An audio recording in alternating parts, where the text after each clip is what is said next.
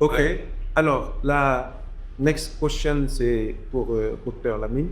Alors, est-ce qu'il y a eu un défi technique majeur que vous avez dû surmonter et comment est-ce que vous avez trouvé la solution? Honnêtement, nous étions vraiment des aventuriers. Parce que dans l'équipe que nous formions à l'époque, il n'y avait que moi qui avait un certain niveau de technicien. J'étais accompagné par Pape Tcherno, parce que tu te rappelles, Ndiaye, qui était notre homme à tout faire et qui avait la capacité de trouver les solutions à tous les problèmes. C'était vraiment un petit génie. Derry restait avec nous durant tout le temps où l'activité a eu lieu au niveau de l'abattoir de Dakar. C'est lui qui gérait le pôle énergie. Oui, donc le défi majeur, je crois, a été plutôt dans la production du biogaz. Moi, je me rappelle quand cette bâche s'est remplie, les gens m'ont dit, mais comment tu as fait? Alors qu'honnêtement, j'ai rien fait. J'ai juste mélangé, comme il s'est devait, disons, des substrats avec, disons, des eaux qui étaient relativement chargées, quoi qu'on puisse dire. Parce qu'à l'époque, l'abattoir, c'était, jusqu'à présent d'ailleurs, c'est 200 vaches bovines qui sont abattues par jour, 1500 à 2000 petits ruminants. Et ça, c'était quand même pas mal de déchets. Et nous, on ne prenait qu'entre 15 et 20% de ces déchets-là. Et c'était 20 tonnes. Hein. C'était même pas tous les... C'est du tout. Avec les 20% de ces déchets, on arrivait à donner à l'abattoir plus de 50% de leurs besoins totaux. Et si on ciblait notre projet au départ, c'était vraiment d'autonomiser les champs froids. C'est devant les pilotes. Oui, pour les champs froids. C'est ce qu'on voulait faire. C'était que ça. Mais face à l'intérêt, l'abattoir nous a refilé pratiquement tous ses besoins. Le matin, quand on allumait, c'est les besoins de l'abattoir dans la globalité. Donc, ça se faisait. Bon, on avait installé un moteur de 100 kW nominal, mais on montait jusqu'à 90 assis. Et ça, c'est pas d'un coup qu'on arrivait à 90, et c'était ça justement le charme de ces technologies-là. Tu prenais au fur et à mesure des groupes de l'abattoir et tu échangeais une énergie conventionnelle avec une énergie alternative. On arrêtait les groupes de l'abattoir, disons l'énergie qui venait du réseau, et on prenait nous en charge les moteurs au fur et à mesure. Et il est arrivé à un moment donné où les 90 kW de notre, on avait une charge de 90 kW de puissance. C'était énorme. Tu as parlé des moteurs de la qualité, mais je crois aussi qu'on l'a poussé à bout pendant assez longtemps. Et qui, bien sûr, ça aussi un peu joué sur. Oui, tout à fait. Oui. Donc, ça fait facile de télécharger pendant très longtemps. Et puis, c'est des types de moteurs, quand ils sont lancés, et 22 heures par jour. C'est différent des autres énergies alternatives. Puis à l'époque, j'imagine que ces moteurs-là, c'était pas forcément standard.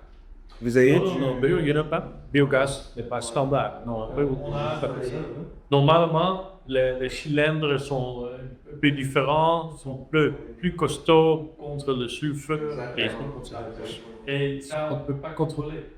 On ne sait pas si on met tous là-dedans. Et l'huile, la qualité de l'huile doit être différente aussi. Ça a été aussi un défi, ça. Qu'elle a le bon huile. Mais, ok, quand même. On est arrivé, hein, parce que il y a des compagnies de la place qui pouvaient nous fournir l'huile dont on avait besoin. Mais c'était une huile pour le moteur à gaz. Et c'est ça le défi, justement, qu'il faut régler. Quand on va se lancer dans ce type de projet-là, il faut s'assurer que l'environnement technique est prêt également. Ça, c'est un. Et pas, on a évalué. Tu n'as aucune crainte que ça va passer encore. Oui. Mais la deuxième chose, c'est que l'utilisation de digistat Hein? Ce qui sort de la régisseur après une période de 30 jours, hein? Ça vraiment, si tu appliques ça sur le champ, le maïs, hein, 20 cm plus haut que le reste. Et ça c'est dommage parce que l'abattoir est au centre-ville.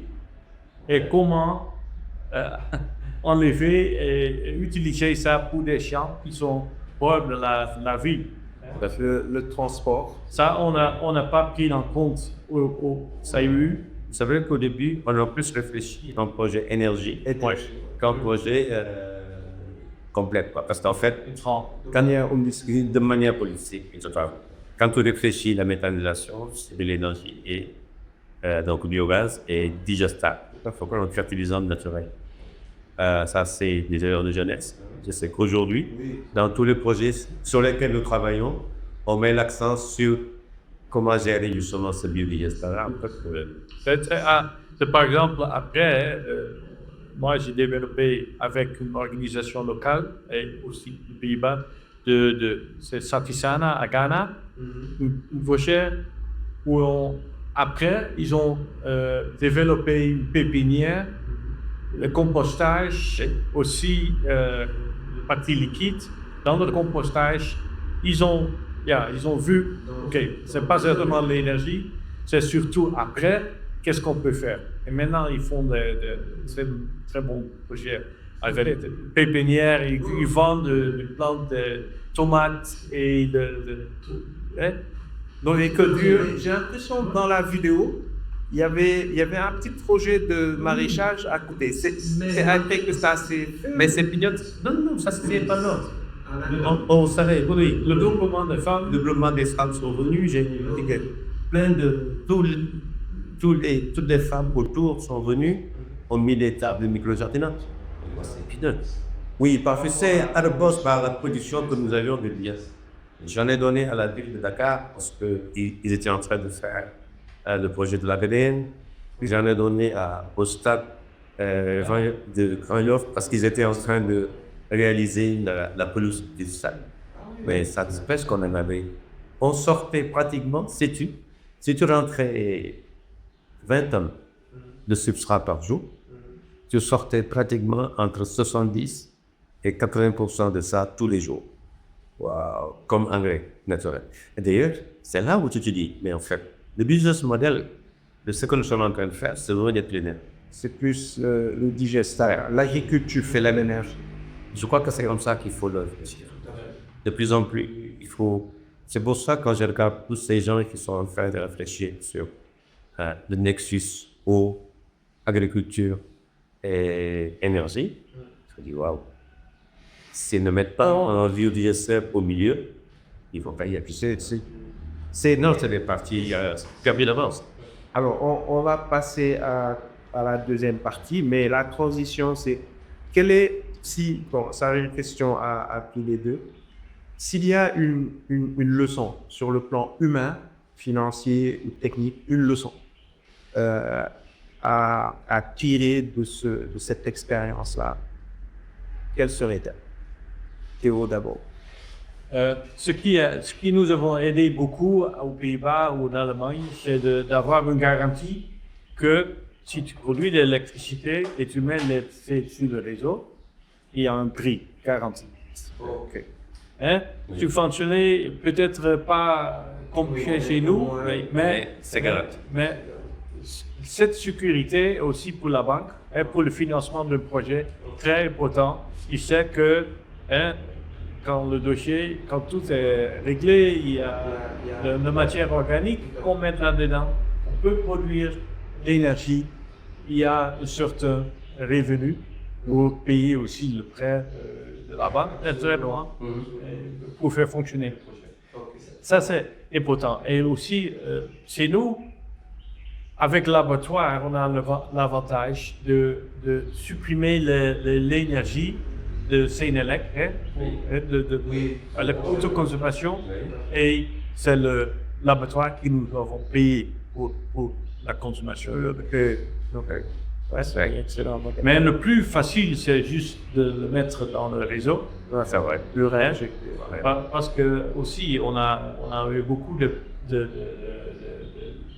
que l'électricité Coupé. Oui, beaucoup de revient, coupe, et c'est aussi pas bon chose pour le moteur d'arrêter de le partir. C'est plus facile d'être directement sur le réseau. Donc, cette leçon-là, c'est plutôt financière, c'est-à-dire des projets comme ça, il faudra peut-être trouver le moyen d'intégrer un modèle comme ça pour que ça puisse. Mais en fait, c'est pas propre au biogaz. En Afrique, en tout cas, et dans notre pays, c'est plus facile. Ça, c'est des énergies renouvelables de façon générale. Partout ailleurs, il y a ce qu'on appelle un fitting tarif. Le tarif auquel tu es sûr que tu peux injecter dans le réseau et sur une période assez longue. Aujourd'hui, dans nos pays, il n'y a pas encore assez. C'est ça qui manque dans la régularisation, qui fait que ce type de projets ont du mal à prendre. Que ce soit pour le biogaz comme pour les autres énergies renouvelables. Et donc, je crois que moi j'ai tendance à dire souvent que le biogaz est l'énergie de l'Afrique. Lorsqu'on dit Non, il y a le panneau solaire. Non, le soleil brûle non. toujours. non, je suis pas Théo. Elle a raison, ça. J'espère que, et pourtant, le soleil te va très bien, tu es bien bronzé. Ça te va très bien. C'est génial. Et moi, je ne l'ai plus.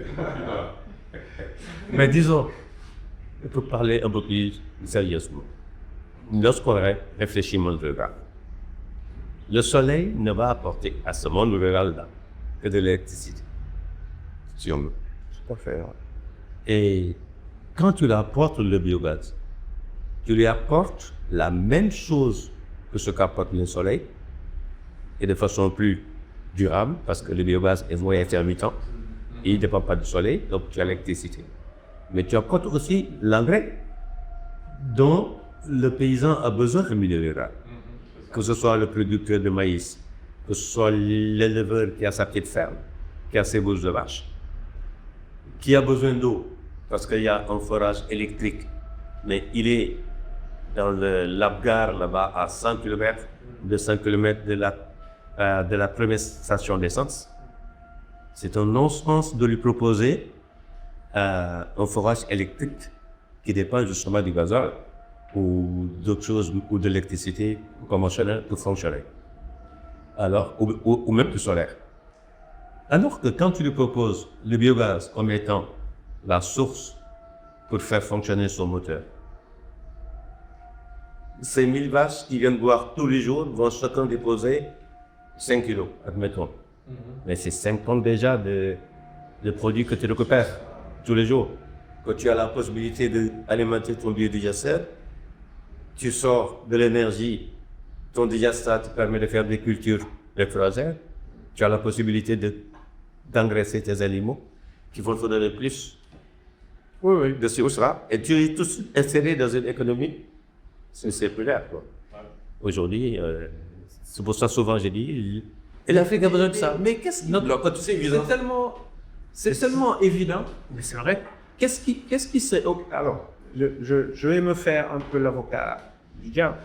Si aujourd'hui, je suis partisan du solaire, d'accord? Je dis oui, mais bon, le biogaz, il faut avoir des vaches, il faut être sûr que tu as assez de substrat, alors que le soleil, il est toujours là.